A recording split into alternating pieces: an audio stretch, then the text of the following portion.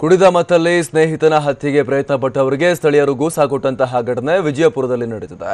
ಇಲ್ಲಿನ ಕೇಂದ್ರ ಬಸ್ ಸ್ಟ್ಯಾಂಡ್ನಲ್ಲಿ ನಿನ್ನೆ ತಡರಾತ್ರಿ ಘಟನೆಯಾಗಿದೆ.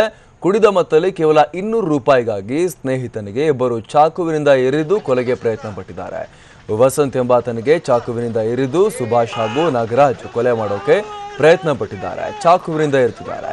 ಈ ವೇಳೆ ವಸಂತ್ ನೋವನ್ನು ತಡೆಯಲಿಕ್ಕೆ ಸಾಧ್ಯವಾಗದೆ ಸ್ಥಳದಲ್ಲೇ ಬಿದ್ದು ಒದ್ದಾಡಿದ್ದಾರೆ.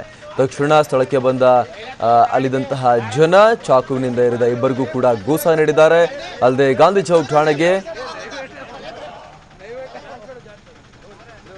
ಚೌಕ್ ಠಾಣೆಯ ಪೊಲೀಸರಿಗೆ ಆರೋಪಿಗಳನ್ನು ಒಪ್ಪಿಸಿದ್ದಾರೆ. ಇನ್ನು ಗಾಯಾಳು ವಸಂತ್ಗೆ ವಿಜಯಪುರ ಜಿಲ್ಲಾ ಆಸ್ಪತ್ರೆಯಲ್ಲಿ ಚಿಕಿತ್ಸೆಯನ್ನು ಕೊಡಲಾಗ್ತಾ ಇದೆ.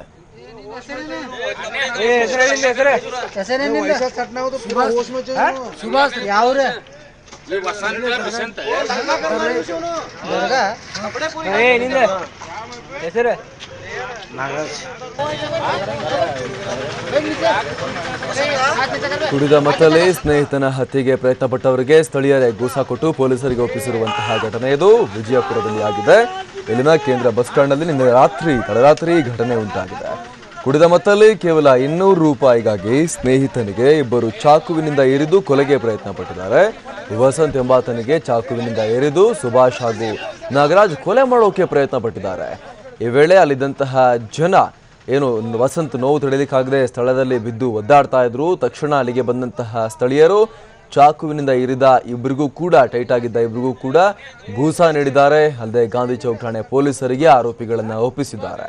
ಇನ್ನು ಗಾಯಾಳು ವಸಂತ್ಗೆ ವಿಜಯಪುರ ಜಿಲ್ಲಾಸ್ಪತ್ರೆಯಲ್ಲಿ ಚಿಕಿತ್ಸೆಯನ್ನು ಕೊಡಲಾಗ್ತಾ ಇದೆ.